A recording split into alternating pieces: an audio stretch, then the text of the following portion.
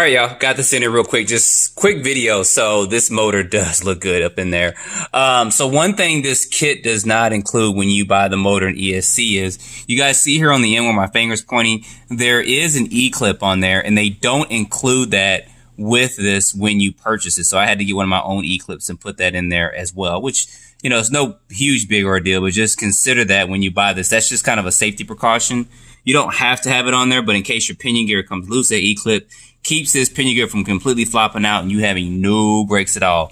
And then with the ESC, I still have to double side tape this down, but I did have to, in order to fit this in, if I can pull this out real quick, I shouldn't be pulling it like that. I did have to trim the ends. I do kind of got it snugged up in there, but basically there is 4 slots on each end to actually be able to screw the ESC down and secure it there. I had to trim those off because that wasn't going to actually fit up in there. And I hated to do that. I really did.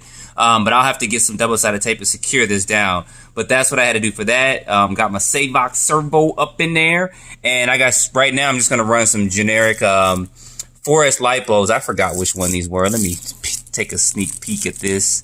You guys may be familiar. These are the HRP ones or whatever. Lipos that I got up in there. Yeah. So these are 2 4S lipos I'm going to use up in there. They're 5,000 milliamp, I think, 60 Cs or something. I'm going to do that for some test runs, but he's all set up and he's all ready just to do some trial runs with it. I'm going to do some general testing and stuff with it first just to see how everything works out. Then I'll be doing slow modifications and stuff to it. But that was step 1 for this. I did put a 46 tooth spur gear in there instead of the 50. So 4.6 instead of 5.0. I did go ahead, same one that's in the infraction. I did go ahead and put that up in there.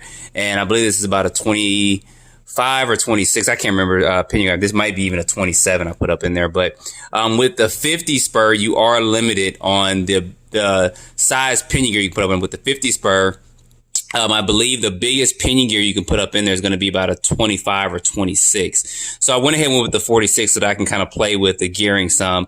I think probably this 46, probably about a 28. I think the 28 may be the max you can put up in there, or 29 is the biggest pinion gear you can put in here if you still want to secure it with both of these screws here. You could, of course, just remove this screw where my index finger is at and then move this over, but it's not going to be that secure, especially going at higher speed. So you want to make sure that you have both of these screws in there. So it's probably going to be about a 28 or so. It's going to be the biggest one you can put in there. So anyway, guys, that is a quick look at this. It's not too long. I'm just sitting up here in the room chilling, and I figured I'd go ahead and shoot a quick video. I said I'm going to try to do some step-by-steps with this and let you guys know what I'm doing with this. But motor fits in there fine. ESC had to do some trimming for. You do have to get an E-clip for this motor if you want to put that on there, which I did as a kind of a precaution for that. And then, of course, the center diff is in there as well. It's 100K oil in this center diff for now, and everything else is fine. So you guys, I'm going to have some videos up with this bad boy running real soon. So thanks for watching.